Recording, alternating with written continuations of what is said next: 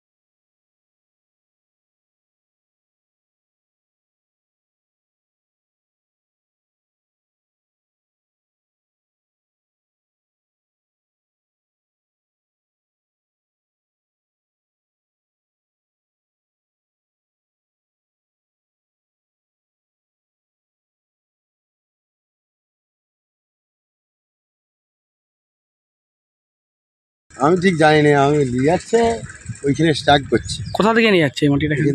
নদী থেকে? এটা নদী। জেসিবি দিয়ে ট্র্যাক্টরে করে কারা নিয়ে যাচ্ছে? ওটা শান্তিধারা। কোথায় নিয়ে যাচ্ছে এটা?